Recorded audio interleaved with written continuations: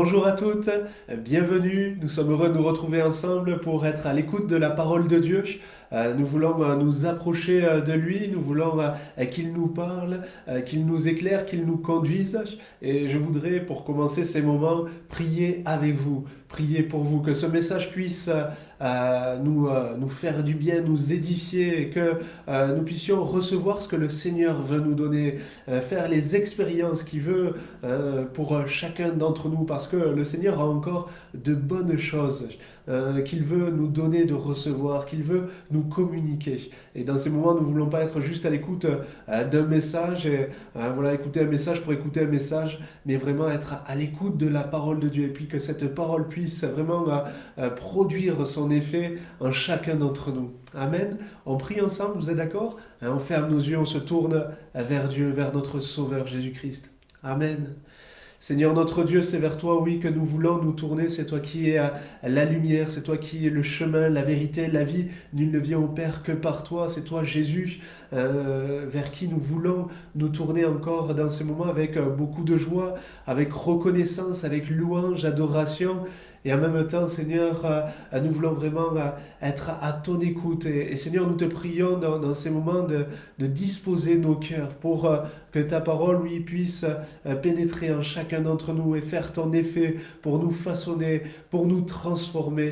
Merci Seigneur, parce que tu as ce qu'il y a de meilleur pour chacun. Et je te prie vraiment de poser ta main sur tous ceux qui seront à l'écoute de ce message. Je te prie de fortifier la foi de chacun. Je te prie d'encourager, de donner ta paix.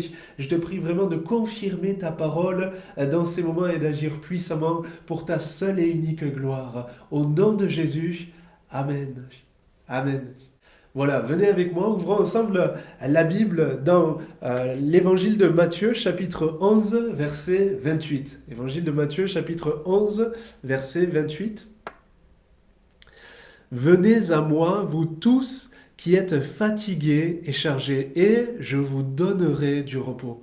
Prenez mon joug sur vous et recevez mes instructions, car je suis doux et humble de cœur, et vous trouverez le repos pour vos âmes, car mon joug est doux et mon fardeau léger. Amen. Voilà l'appel de Dieu, voilà l'appel du Seigneur Jésus-Christ, encore aujourd'hui.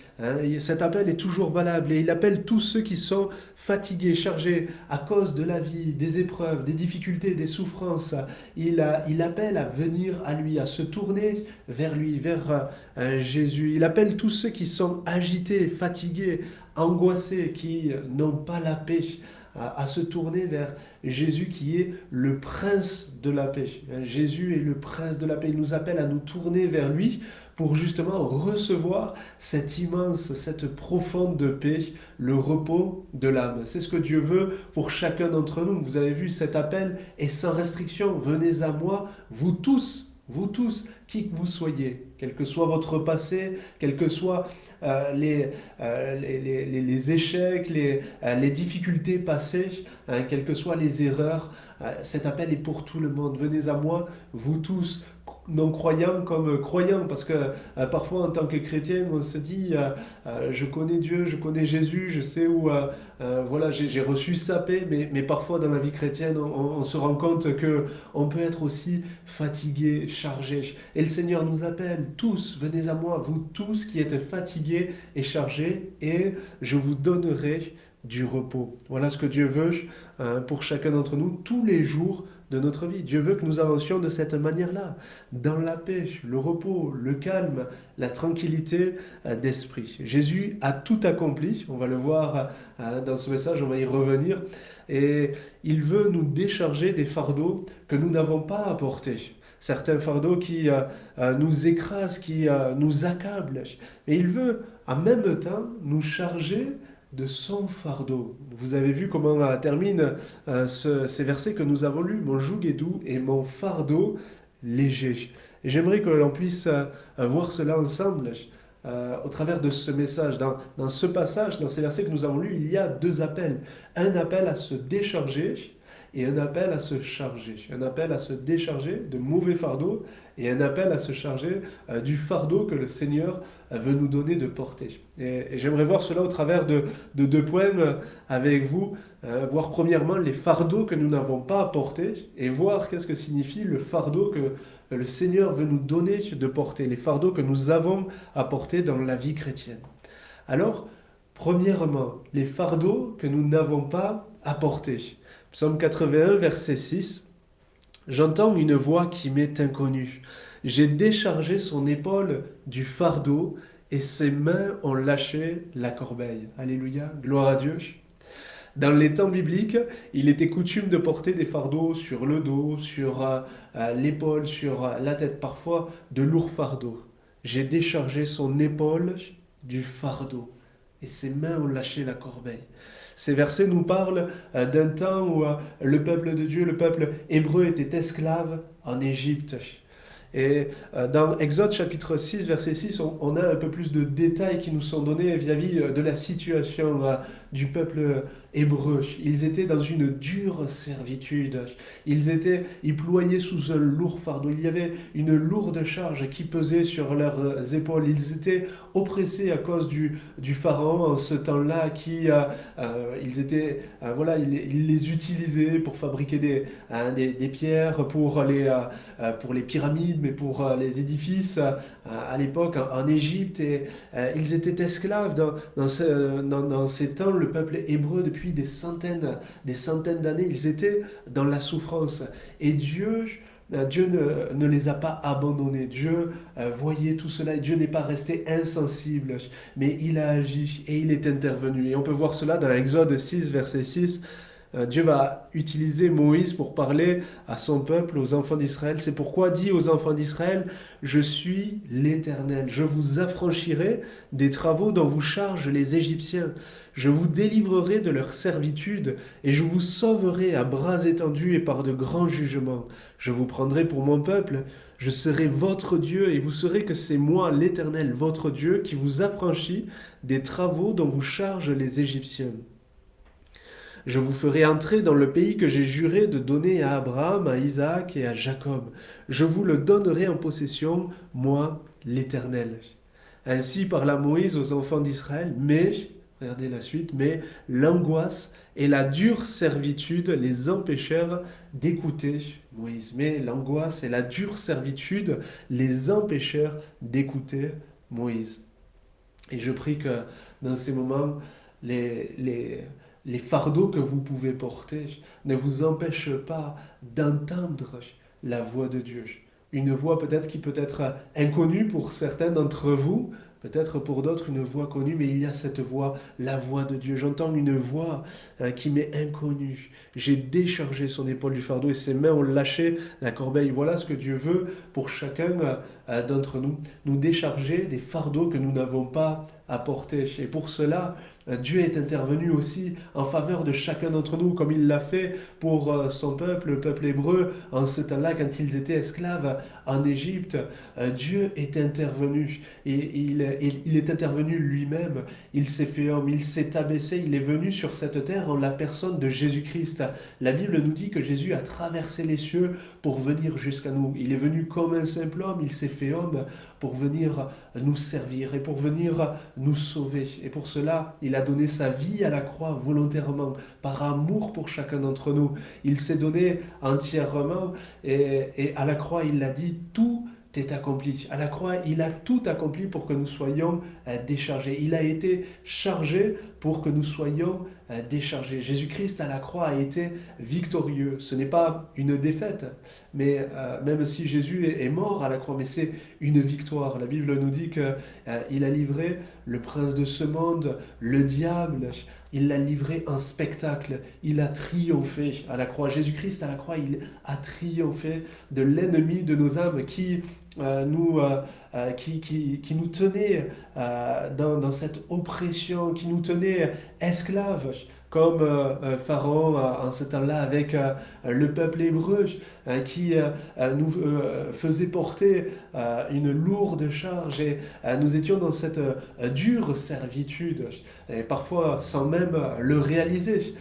Mais tournez-vous vers Dieu, tournez-vous vers Jésus-Christ, cherchez à le suivre, faites appel à lui et vous verrez que le diable est là et qu'il n'a qu'un but, qu'une volonté, c'est nous tenir accablés, c'est nous tenir dans cette oppression, c'est nous tenir loin de Dieu. Ce qu'il veut, c'est nous détruire, c'est notre perte.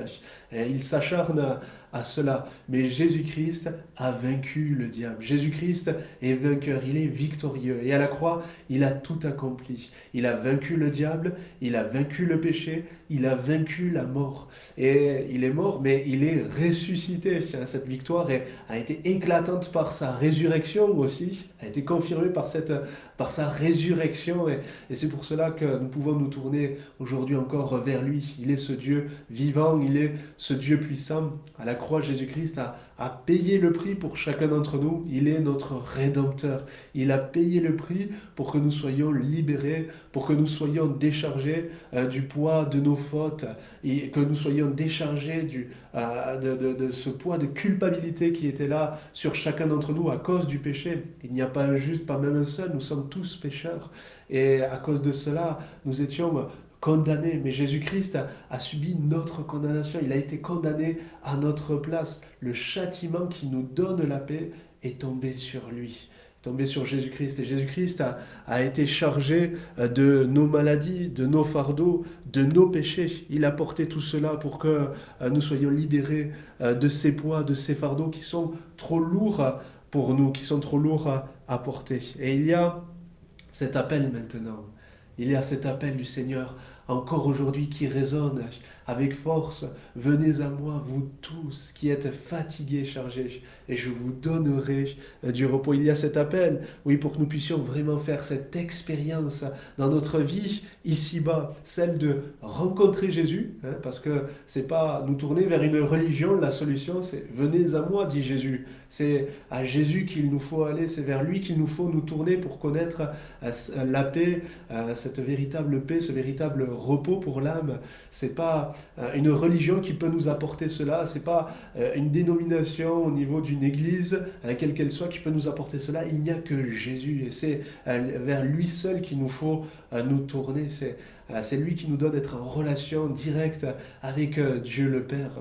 Et il nous donne cet appel pour que nous puissions le rencontrer et pour que nous puissions par la suite recevoir cette paix, ce repos, sa paix. Les fardeaux donc nous n'avons pas à porter sont le poids du péché, quelles que soient les fautes commises, les échecs passés. Le Seigneur Jésus-Christ a tout accompli, il a payé le prix, il a souffert par amour pour chacun d'entre nous, pour que nos péchés soient pardonnés, pour que, aux yeux de Dieu, nos péchés soient oubliés, soient effacés. Jésus-Christ a payé le prix. Nous n'avons plus, à partir du moment où nous avons demandé, parce que c'est ce qui nous permet d'être déchargés de ce poids de culpabilité, de ce fardeau du péché, c'est qu'à partir du moment où nous demandons pardon au Seigneur, où nous nous repentons sincèrement de tout notre cœur, que ce poids tombe et que la paix de Dieu vient remplir notre cœur. Et à partir de là, à partir de ce moment-là, nous n'avons plus à porter le poids de nos fautes passées.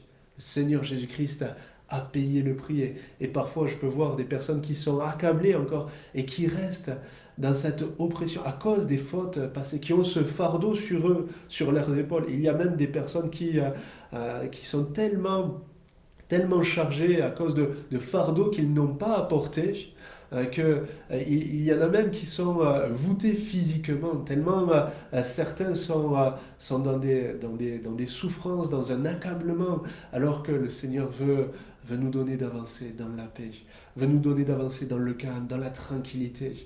Il veut nous décharger de ces mauvais poids, de ces mauvais fardeaux que nous n'avons pas à porter, le poids du péché, des fautes, des échecs passés, mais aussi le poids, une fois que nous sommes tournés vers Dieu, il veut nous décharger du poids, du fardeau lié aux soucis liées à l'argent, à la nourriture, aux vêtements, aux biens matériels. Nous n'avons pas à nous inquiéter de cela. Le Seigneur Jésus nous dit que quand on se tourne vers lui et qu'on l'accepte comme Sauveur et Seigneur, il pourvoira à tous nos besoins. Nous n'avons à nous inquiéter de rien. Cela ne veut pas dire que nous n'avons rien à faire. La Bible ne fait pas l'éloge de la paresse ou de l'inactivité, non, bien au contraire. Nous avons notre part pour ne pas profiter d'un système, mais chercher à travailler pour pouvoir manger. Mais nous avons notre part. Mais quand on est dans des circonstances où voilà, on a fait notre part, le Seigneur nous dit qu'on n'a pas à nous inquiéter pour tout cela. Il pourvoit et il pourvoira à tous nos besoins.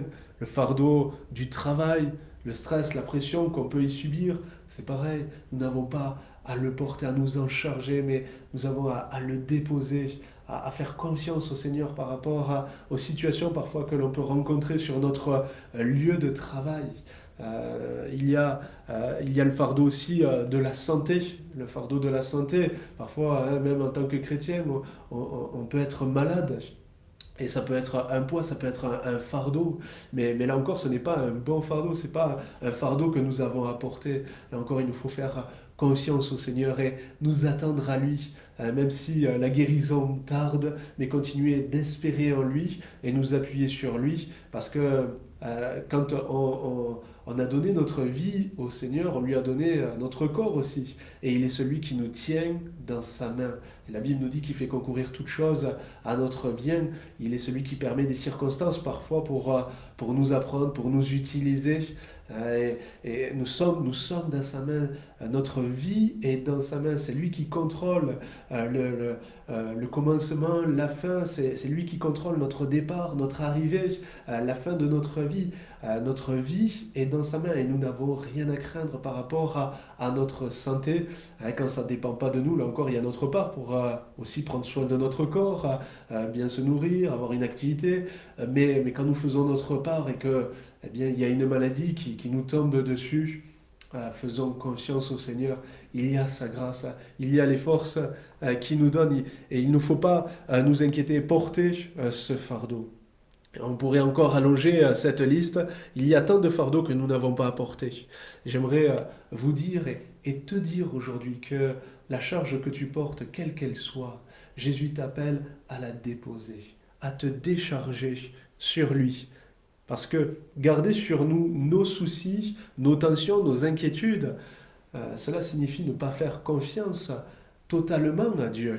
C'est douter qu'il s'occupe de nous. C'est aussi ne pas vouloir admettre parfois que nous avons besoin de lui. Il y a des personnes qui ont cette force de caractère et qui veulent tout gérer par eux-mêmes, tout faire par eux-mêmes, par leur propre force, leur capacité. Ce sont des personnes voilà, vraiment qui peuvent parfois faire voilà, de grandes choses, mais, euh, mais Dieu permet des circonstances parfois pour nous amener à dépendre de lui. Voilà pour les fardeaux que nous n'avons pas apportés. J'aimerais voir avec vous maintenant les fardeaux que nous avons apportés. Savez-vous que dans la vie chrétienne, il y a des fardeaux que nous devons porter. Nous avons vu cette parole de Jésus, mon joug est doux et mon fardeau léger. Et dans Galates, chapitre 6, verset 2, il écrit aussi, portez les fardeaux les uns des autres et vous accomplirez ainsi la loi de Christ. Il y a des fardeaux que nous ne devons plus, que nous ne devons pas porter. Mais il y a des fardeaux que nous devons porter.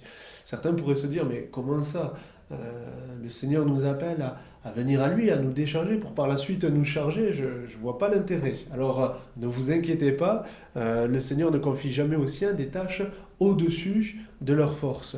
Il ne forme pas des disciples pour les exténuer par la suite.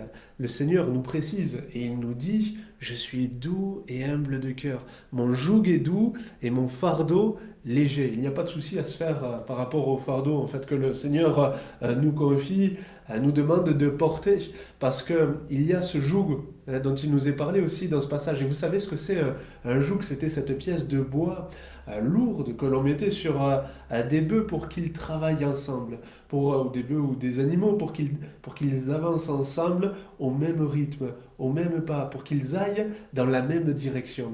Et voilà l'image que nous donne Jésus pour nous montrer qu'il nous appelle à avancer avec lui, parce que sous ce joug, c'est lui qui marche à nos côtés. Quand on s'engage, quand on se tourne à marcher dans ses voies, quand on se donne à lui.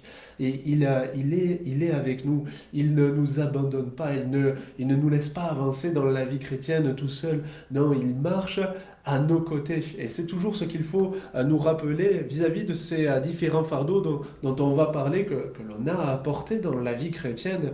Mais ce n'est pas tout seul, ce n'est pas par nos propres forces, par nos capacités. C'est vraiment avec Jésus à nos côtés, c'est avec ses forces à lui que nous pouvons avancer. Et à partir de ce moment-là, quand on a compris vraiment, quand on considère la présence de Jésus à nos côtés, il n'y a pas de souci à se faire par rapport au poids, par rapport au fardeau, parce que Jésus est le Tout-Puissant, il est Dieu, il est celui qui a participé à la création de la terre, de ce monde, de tout ce que l'on peut voir. Il est Tout-Puissant. Alors nous n'avons aucune inquiétude à nous faire par rapport voilà, à la lourdeur de ce fardeau, mais faisons-lui confiance. J'aimerais voir donc avec vous maintenant trois fardeaux que nous voyons dans la Bible, que nous avons apportés. Et dans ces trois, il nous est parlé de fardeaux que des femmes portaient. C'était, dans ces trois situations, on voit des femmes porter une cruche. Alors, il n'y a pas de message subliminal, c'est comme ça, c'est les situations que j'ai prises, mais c'est pas pour dire que c'est que les femmes qui doivent porter des cruches, c'est que les femmes qui doivent faire des services, des services ménagers. Non, les hommes peuvent aussi porter leurs cruches et peuvent aussi avoir des services ménagers. Mais voilà, dans ces situations-là, c'est trois femmes. Le premier fardeau, c'est le fardeau du service. Et on trouve Rebecca, qui était là avec sa cruche dans Genèse 24, verset 15, qui avait ce fardeau. Il n'avait pas encore fini de parler que sortit sa cruche sur l'épaule, Rebecca, née de Bethuel, fils de Milca, femme de Nachor, frère d'Abraham. C'était une jeune fille, très belle de figure. Elle était vierge et aucun homme ne l'avait connue. Elle descendit à la source, remplit sa cruche et remonta. Le serviteur courut au-devant d'elle et dit « Laisse-moi boire, je te prie, un peu d'eau de ta cruche. » Elle répondit « Bois, mon Seigneur. » Et elle s'empressa d'abaisser sa cruche sur sa main et de lui donner à boire. Quand elle eut achevé de lui donner à boire, elle dit « Je puiserai aussi pour tes chameaux, jusqu'à ce qu'ils aient assez bu. » Et elle s'empressa de vider sa cruche dans l'abreuvoir et courut encore au puits pour puiser. Et elle puisa pour tous les chameaux. La cruche que porte Rebecca nous parle du fardeau du service. Cette cruche nous montre la grâce, la joie qui était dans le cœur de Rebecca de se rendre utile. Rebecca ne connaissait pas cet homme, le serviteur d'Abraham, qui était venu vers elle. Elle ignorait tout du but du serviteur. Et vous avez vu pourtant comment elle va le servir avec dévouement, de manière spontanée. Personne ne lui avait demandé auparavant. L'oubli d'elle-même lui a fait donner de l'eau à ce serviteur avec empressement, mais en même temps, elle a donné de l'eau aux 10 chameaux qui étaient là. Et c'était vraiment un tour de force, c'était vraiment un exploit ce qu'a fait Rebecca. Parce qu'un chameau déshydraté, on sait que ça peut boire 130 litres en 10 minutes. Vous vous rendez compte? 130 litres en 10 minutes. Là, il y en avait 10. Je vous laisse faire le calcul. Rebecca a fait un travail énorme. Et elle l'a fait parce qu'elle avait ce fardeau, le fardeau du service. Elle l'a fait parce qu'elle avait à cœur en même temps. Et c'est ce qui l'a qualifiée, c'est ce qui l'a désignée par la suite comme étant future épouse d'Isaac. Et Dieu va l'utiliser pour accomplir son plan, pour faire son œuvre. Nous sommes désignés comme étant l'Église de Dieu, l'Église de Jésus-Christ. Et en tant que chrétiens, nous devons porter ce fardeau aussi, le fardeau du service, avoir à cœur de servir ceux qui nous entourent, de servir dans l'église locale. Nous devons avoir ce fardeau, car il y a tant de besoins, que ce soit dans l'église de Sarlat ou quelle que soit l'église où vous pouvez être attachés. Je suis sûr qu'il y a une quantité de besoins partout dans les églises locales. Il y a des besoins et je vous encourage à avoir à cœur, à prendre ce fardeau, le fardeau du service, que ce soit pour l'église locale, mais pas que. Il y a le service que l'on peut faire aussi dans notre famille, premièrement. Il y a le service que l'on peut apporter aussi sur notre lieu de travail, dans la rue, partout autour de nous, quand un besoin se présente. La parole de Dieu nous dit, tout ce que ta main trouve à faire avec ta force, fais-le. Dieu veut nous conduire à marquer la différence de cette manière, à briller partout où il y a des besoins, à être des sources de bénédiction. Alors faisons attention à ne pas nous faire piéger par les différents, la quantité de besoins qu'il peut y avoir, parce que des besoins, il y en a à une grande quantité, c'est vrai, autour de nous, et les quantités, la quantité de besoins, le service ne doit pas nous éloigner de Dieu. Il y a un problème quand le service nous éloigne de Dieu. Il faut savoir nous arrêter et remettre voilà, les choses à leur place et marcher d'une manière équilibrée parce que on ne peut donner que ce que l'on reçoit. Et si je n'ai pas de communion avec le Seigneur, je peux faire une quantité de services, de bonnes œuvres, eh bien alors tout cela sera vain. Et Dieu nous appelle à le servir avec lui à nos côtés, par sa force, par son esprit. C'est par son esprit, par mon esprit, dit le Seigneur, que nous pourrons avoir un service fructueux, efficace et selon lui. Et je nous encourage pour cela donc à prendre ce fardeau, avoir le fardeau du service et à servir comme Rebecca dans les services quotidiens, dans les tâches ingrates. C'était ingrat ce qu'elle a fait. Et parfois, il y a ces services aussi où personne ne nous voit, mais où Dieu nous voit et où il est là à nos côtés. Ayons toujours cette vision de la présence de Dieu, de la présence de Jésus à nos côtés. Et tout ce que nous faisons, faisons-le comme si c'était pour lui, comme si c'était pour le Seigneur. Et c'est ce qui change notre quotidien, même dans les choses les plus petites, les plus banales. Et le Seigneur nous dit d'être fidèles dans les petites choses, et puis par la suite, il nous en confie de plus grandes. Et il nous encourage pour aller de l'avant. Voilà, il y a ce fardeau dans la vie chrétienne, le fardeau du service. Il y a le fardeau du salut des âmes. Il y a le fardeau aussi du salut des âmes dans Jean 4, verset 28. On peut voir cette autre femme qui avait sa cruche aussi. Alors la femme, ayant laissé sa cruche, s'en alla dans la ville et dit aux gens, « Venez voir un homme qui m'a dit tout ce que j'ai fait. Ne serait-ce point le Christ ?» Ils sortirent de la ville et ils vinrent vers lui. Cette femme était la femme samaritaine vers laquelle Jésus était allé, s'était arrêté pour parler avec cette femme au bord d'un puits. Cette femme était elle aussi venue pour puiser. Et après cet entretien avec Jésus, nous la voyons laisser sa cruche et partir pour parler de Jésus. Pourquoi? Parce qu'elle avait été touchée dans son cœur. Elle avait compris qu'il y avait des nécessités, parfois plus importantes que cette nécessité qui était physique, hein, sa cruche, puiser de l'eau. Il y a des nécessités plus importantes que certaines nécessités physiques, parfois, pour parler de Dieu, pour parler de Jésus, des priorités qu'il ne faut pas négliger. Il y a ce fardeau, le fardeau du salut des âmes. Et cette femme a laissé sa cruche et elle est partie avec ce message pour parler de Jésus autour d'elle. Et est-ce que nous avons toujours ce fardeau du salut des âmes, de ceux qui nous entourent, que ce soit dans notre famille, mais pas que, sur notre lieu de travail, dans la ville où nous sommes, partout autour de nous? Est-ce que nous avons aussi ce fardeau pour persévérer dans la prière, pour persévérer avec compassion, vraiment avec ferveur dans la prière pour les âmes qui se perdent? Nous avons la connaissance, nous connaissons Dieu, Jésus, nous connaissons la vérité, nous avons la paix, nous avons cet immense bonheur, cette joie de lui appartenir, de le servir, mais beaucoup autour de nous ne connaissent pas.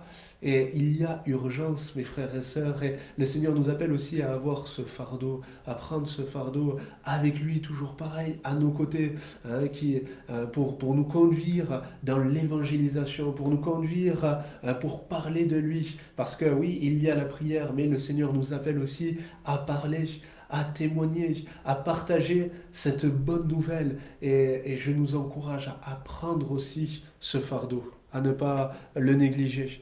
Il y a le fardeau du service, il y a le fardeau du salut des âmes, et puis il y a le fardeau de l'obéissance. Dans un roi 17, on peut voir une autre femme qui avait une cruche aussi. Hein, dans un roi 17, verset 15, elle alla et elle fit selon la parole d'Élie, et pendant longtemps, elle eut de quoi manger, elle et sa famille, aussi bien qu'Élie. La farine qui était dans le pot ne manqua point, et l'huile qui était dans la cruche ne diminua point selon la parole que l'Éternel avait prononcée par Élie. Dans cette situation, nous voyons une veuve dans le dénuement qui ramassait du bois à Sarepta pour préparer son dernier repas. Et à ce moment-là, le prophète Élie va passer, il va se présenter et il va lui demander d'abord, il va dire à cette femme, apporte-moi, je te prie, un morceau de pain dans ta main. Et elle va lui répondre, je n'ai rien de cuit, je n'ai qu'une poignée de farine dans un pot et un peu d'huile dans une cruche. Et voici, je ramasse 2 morceaux de bois, puis je rentrerai et je préparerai cela pour moi et pour mon fils. Nous mangerons, après quoi nous mourrons. Cette femme était sous cette lourde charge, ce poids qui était là par rapport à cette situation où elle était complètement démunie. Elle pensait mourir, mais comme je le disais, quand on s'appuie sur le Seigneur, quand on lui fait confiance, quand on l'écoute, quand on lui obéit, le Seigneur pourvoit à nos besoins. Et après cela, après cette parole de cette femme, Élie va dire, fais-moi, fais-moi d'abord, prépare-moi d'abord un petit gâteau. Ça pourrait paraître déplacé après cette parole, cette femme qui était là dans le désespoir, et Élie qui va demander à ce qu'elle lui prépare d'abord, premièrement pour lui, un gâteau, alors qu'elle n'avait qu'une poignée de farine. Mais par la suite, la promesse de l'homme de Dieu était là. Le pot de farine ne s'épuisera pas, et la cruche d'huile ne manquera pas. Et c'est ce qui va se passer. Cette femme va saisir cette parole, cette promesse par la foi. Elle va obéir à ce que l'homme de Dieu lui demandait. Et Dieu va pourvoir par la suite aux besoins de cette femme, de sa famille, de ses enfants et aussi d'Élie. Obéir à l'homme de Dieu, c'est obéir à Dieu. Et le Seigneur nous appelle à toujours à lui obéir et à toujours le mettre en priorité, à la première place. Matthieu 6, 33, cherchez premièrement le royaume de Dieu et la justice de Dieu. Et toutes ces choses vous seront données par-dessus. Ne vous inquiétez donc pas du lendemain, car le lendemain aura soin de lui-même. À chaque jour suffit sa peine, on pourrait dire à chaque jour suffit son fardeau. Et le fardeau que nous avons à porter chaque jour, ce qui est nécessaire, une seule chose est nécessaire, a dit Jésus à Marthe, qui elle aussi avait un fardeau lourd du service, des nécessités, de certaines nécessités quotidiennes. Mais Jésus lui a dit, Marthe, Marthe, tu t'inquiètes, tu t'agites pour beaucoup de choses. Une seule chose est nécessaire. Marie a choisi la bonne part et elle avait choisi d'être à l'écoute de Jésus et puis par la suite d'obéir à Jésus. Et ça doit être aussi notre fardeau, le fardeau que nous avons à apprendre dans notre vie chrétienne, celui de mettre Jésus à la première place, en priorité, quels que soient les temps, les circonstances, ce par quoi on peut passer. Mettons-le toujours à la première place, sa parole, chaque jour dans notre vie. Et vous verrez, en nous appliquant à lui obéir, vous verrez le Seigneur agir dans votre vie, pourvoir à vos besoins, vous renouveler, vous fortifier, vous soutenir. Et vous verrez le Seigneur se servir de vous. Nous pourrions être plusieurs à en témoigner. Hein. Voyons donc ces différents fardeaux que le Seigneur nous appelle à porter, qui sont inclus dans cette parole. Mon joug est doux et mon fardeau léger, le fardeau du service, le fardeau du salut des âmes et le fardeau de l'obéissance. Je termine, déchargeons-nous, vous l'avez compris, de tout mauvais fardeau. Déchargeons-nous des fardeaux que nous n'avons pas, que nous n'avons plus à porter. Le Seigneur nous dit dans sa parole, dans le psaume 55, verset 23, décharge-toi. Décharge-toi de ton fardeau, rejette ton fardeau sur l'Éternel et il te soutiendra. Il ne permettra jamais que le juste soit ébranlé. Et dans 1 Pierre 5,7, déchargez-vous sur lui de tous vos soucis, car lui-même prend soin de vous, lui-même. Ce n'est pas quelqu'un d'autre que Dieu a envoyé, mais c'est lui-même qui est là présent, qui est là à nos côtés pour prendre soin de nous. pour prendre soin de nos corps, pour prendre soin de nos cœurs, pour prendre soin de son Église, pour prendre soin de son âme. Déchargeons-nous sur lui de tout fardeau, de tout mauvais fardeau. Ne repassons pas sans cesse nos problèmes, nos difficultés. C'est pas ce qui va arranger, c'est pas ce qui va amener une solution, mais faisons confiance au Seigneur, appuyons-nous sur lui, déchargeons-nous de tous nos fardeaux. Et une fois que nous nous sommes déchargés de ces mauvais fardeaux, laissons-les. Laissons-les. Parce que il arrive souvent que dans des réunions de prière, dans des moments où on se retrouve devant le Seigneur, on se décharge. Mais quand on repart, quand on en ressort, parfois, il arrive souvent qu'on se recharge de ces sujets, de ces fardeaux que l'on a déposés au pied du Seigneur. Une fois que nous nous sommes déchargés, vraiment, laissons ces fardeaux. Ne nous en occupons plus, ne nous en préoccupons plus, ne nous faisons plus de soucis pour ces mauvais fardeaux. Et s'il y a des inquiétudes qui reviennent, eh bien à chaque fois, déposons-les au pied du Seigneur qui prend soin de nous. Et puis, une fois que nous sommes déchargés de ces mauvais fardeaux, eh bien chargeons-nous de ces fardeaux légers. Prenons toujours ces fardeaux légers que le Seigneur nous appelle à porter en étant, je le rappelle, avec lui, à nos côtés, sous ce joug. Il marche à nos côtés. Nous pouvons nous appuyer sur sa promesse. Je vous donnerai du repos. Nous pouvons encore nous appuyer sur cette parole encore aujourd'hui pour recevoir sa paix, pour être soulagé, pour être libéré. Et j'aimerais terminer ces moments en priant pour chacun de vous. Merci Seigneur. Merci Seigneur pour tout ce que tu fais. Merci Seigneur pour ta parole qui nous fortifie, qui nous encourage, qui nous fait du bien, qui nous éclaire.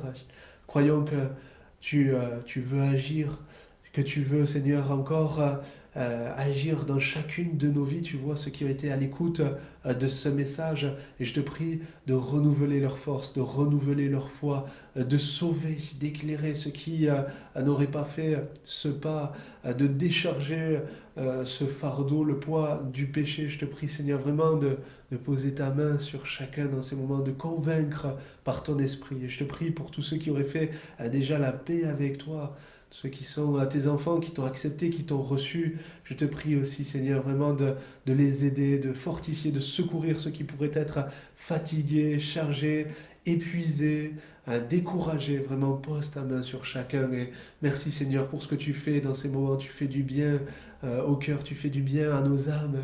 Merci, Seigneur, de remplir les cœurs de ta paix, de ta joie, de ton amour, de nous donner de continuer à aller de l'avant et à persévérer dans tes voies. Gloire à toi, Jésus. Merci, Seigneur. Amen. Que Dieu vous bénisse. À bientôt.